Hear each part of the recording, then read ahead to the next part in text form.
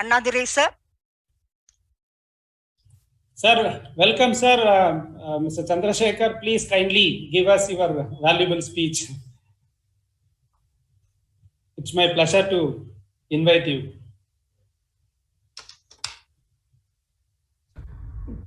Thank you, Mr. Annadurai. Thank you for the warm welcome. Thank you, Karina ji. Thank you, and Yogi Acharya, Dr. Kumaran, Yoga Vaishnavi, Sri Kamraj, Sri Kumar Rakesh, Dr. Sridhar, Dr. Dharmaraj. Thank you all and all of you for inviting me today to speak here. First of all, let me congratulate the Field Outreach Bureau and indeed the PIB for undertaking this mission of communicating and outreaching the important message of the International Yoga Day to a larger audience. I know it is tradition that people watch on TV, they tend to go to social media, but I think this type of outreach is indeed valuable, Mr. Annadurai. So thank you for you and your team for making this effort and doing this very important mission. Let me just. I have spoken on many occasions post COVID about what the world as it will be post COVID, and let me start by saying I think the lives that we all knew, the world we all knew, our communities as we knew it before December 2019 and post December 2019 are very different. The world has changed. The world has irreversibly changed in many ways, and I will not go into the different types of changes that have undergone around the world, whether it's trade, whether it's economy, whether it's security, whether it's a general sense of trust between nations. But I can tell you on at least one specific issue, the consciousness, the collective consciousness of the world, which was partially asleep, partially awake, is fully awake. And that is about individual wellness.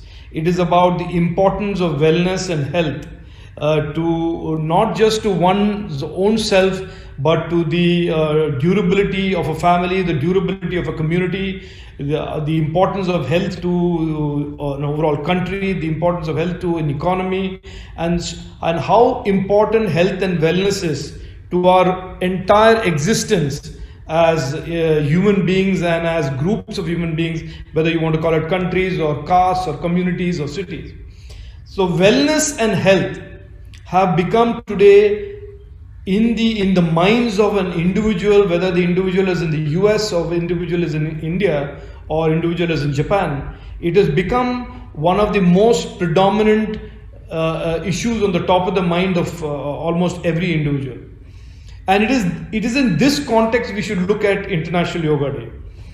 When in 2014, 7 years ago, our Honorable Prime Minister brought to the United Nations a resolution, and I quote what he said at that time in the General Assembly. He said, and I quote, "Yoga is an invaluable gift of India's ancient tradition. It embodies unity of mind and body, thought and action, restraint and fulfillment, harmony between man and nature, a holistic approach to health and well-being. It is not just about exercise, but to discover the sense of oneness with yourself, the world and nature. By changing our lifestyle and creating consciousness, it can help in well-being. Let us work together in adopting an International Yoga Day." This is what he said 7 years ago. 177 countries adopted this.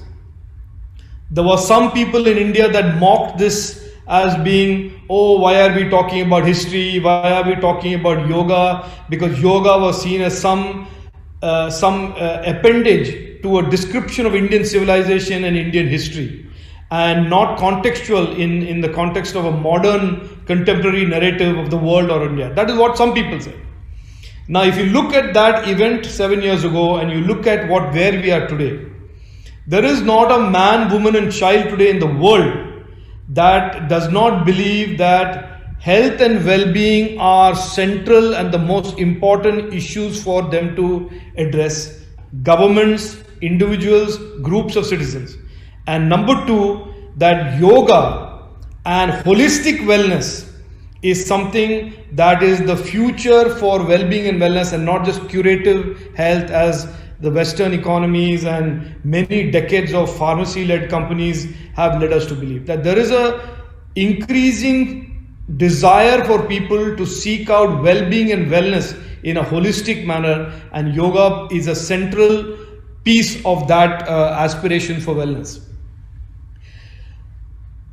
Now, like I said, there is the 7 years on, the world is grappling with a China exported virus, and people are struggling. We are running around for vaccines. The cost of lives and livelihoods across the world has been immense. And even there, India has played a role, and Indian civilizational values of Vasudhaiva Kutumbakam has been in sharp contrast to the rest of the world's countries, acting as islands, acting for self-preservation. And therefore, what is now becoming clear, that when we talked about Indian civilizational values, when we talked about these aspects before COVID, we were talking about this in the context of celebrating our history. And today what is happening is those civilizational values and those civilizational aspects of Indians, including yoga as a very sharp standing example of that, are not just matters for us to discuss in the historical context, but they are relevant in the today and the tomorrow of the world. And that is the sharp contrast, where as the world is changing post-COVID, as the world is evaluating and countries around the world are evaluating what is the model to follow. Are we supposed to get into the free market, rampant growth at any cost models of the Western economies? Are we supposed to go into the communist type of models in China, where state controls and the destiny of people? Or are we to evolve a new model where there is compassion, there is wellness, there is health, and there are all of these attributes, there are all of these aspects that impact an individual and communities of people? Do we develop a future model that is built around those values, rather than what we have seen in the West for many, many decades, or we have seen in other authoritarian regimes and countries which practice maybe socialism or communism? So, as we are today grappling with the end of the second wave and moving on and trying to discover what the world post-COVID will be, one thing is clear, that many aspects of Indian civilizational values, peace, coexistence, mutual compassion, prosperity by working together, not prosperity at the cost of each other. These values, these are civilizational values. These values today are relevant today, and all of the ancient practices of the Indian civilization, like yoga, are relevant today. And so therefore, in the context of today, yoga can be legitimately called a gift by India to the world, where wellness and well-being and a preventive approach towards life, towards health, is becoming a more important, a prioritized approach rather than the curative approach. Yoga is definitely India's gift to the world.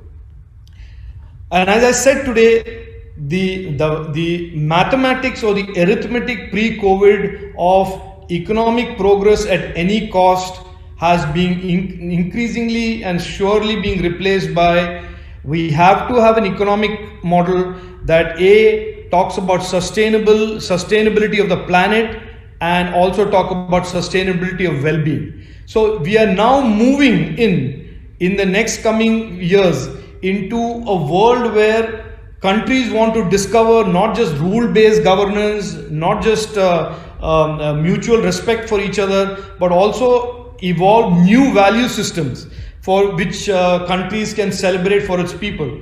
So my own view on International Yoga Day is that it is not just about celebrating wellness, it is not just about discovering, as the Prime Minister today very eloquently said, it is not just about preventing future pandemics and future disease and making individuals much more resistant to these kind of pandemics, which now increasingly there is evidence, research that yoga provides efficacy against these kind of viruses. Yoga provides, makes the immune system better.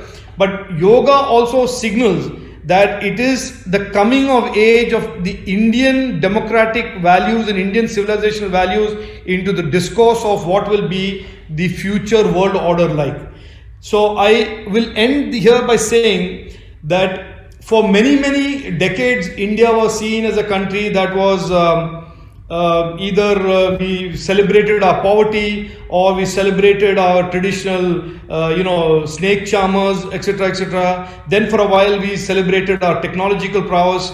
But increasingly now, India's soft power is around its civilizational values, its strengths of what history has given us, and that unfortunately for many years has been ignored, but is now coming back to the fore and the world is embracing it. And around values and ideals like Vasundhaiva Kutumbakam, where the world is a family, and yoga is the catalyst to say the world will be a healthy family, world will be a family that can resist and fight disease and pandemics of the kind that we have seen today, and hopefully do this in the future where these pandemics will not cause so much damage to lives and livelihoods. So I will end by saying that International Yoga Day and signals, especially in the context of 2021, the coming of age of a collective awakening of the world's consciousness to sustainability and well-being of the people of the planet who are the most important stakeholders, and that we can evolve a more compassionate, a more healthy way of growing ourselves in the coming years and coming decades, rather than what we saw in the previous decades of this frantic at any cost type of growth, any cost type of coexistence. We have to move into this where we have to move into this new model where as we grow, we protect our planet, and as we go, we protect ourselves, our communities, and our people. Thank you. Jai Hind.